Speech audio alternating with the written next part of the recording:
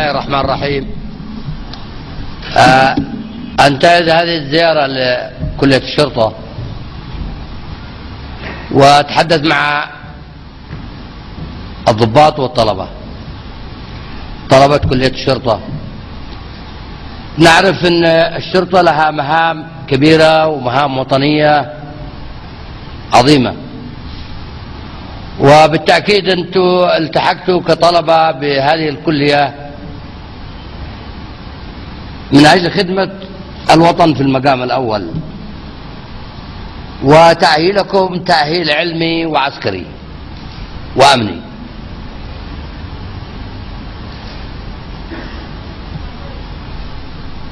شعبنا اليمني العظيم يعلق آمال كبيرة على أبنائه في المؤسسة العسكرية والأمنية من أجل خدمة الوطن في عدة مسارات: المسار الأمني، الانضباطي، المسار التنموي، مسار ترسيخ الوحدة الوطنية داخل أبناء الشعب اليمني الواحد الذي توحد قبل 20 عام في 22 مايو، وانتهى التشطير وإلى الأبد. ولا تصغوا بآذانكم لأولئك النفر من دعاة الردة والانفصال. إن الدعوة للانفصال خيانة وطنية عظمى، ورفع الشعارات المعادية للوحدة خيانة وطنية كبيرة. وأنا متأكد مثل هذه الدعوة السخيفة لأولئك النفر الذي أضروا بشعبنا في جنوب الوطن طوال 25 عام من الظلم والقهر والتشريد والسجن والتصفيات الجسدية. وجاءت الوحدة اليمنية في 22 مايو 1990 إنقاذ للوطن بشكل عام شماله وجنوبه من التشطير، لأنه في حقيقة الأمر كان هناك صراعا جنوبيا وتصفيات كل 3 4 5 سنوات وجبات من التصفيات من أجل التسلط على نظام الحكم في جنوب الوطن.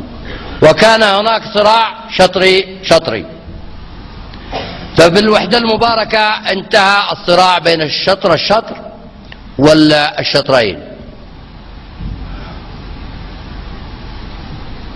واختلط الناس وتعارف الناس والتحقوا بالمدارس والكليات والمعاهد، وانتقلت المصالح من هنا وهناك، وتعارف الناس كأسرة واحدة، لأن اليمن أسرة يمنية واحدة، لا أحد يقدر أن يشكك في يمنية كل يمني، فهي أمة يمنية واحدة، أرضها واحدة ودينها واحد، وثورتها واحدة، ثورتها واحدة سبتمبر وأكتوبر. هؤلاء النفر الذين يريدوا أن تعود عقارب الساعة إلى الخلف مستحيل، وهم الخاسرين في كل الأحوال. دائما من يدعو إلى الباطل فهو باطل، لأنه دعوة باطل. أمة واحدة عزتها وكرامتها في وحدتها، عزتها وكرامتها في وحدتها. تتوحد الطاقات والإمكانيات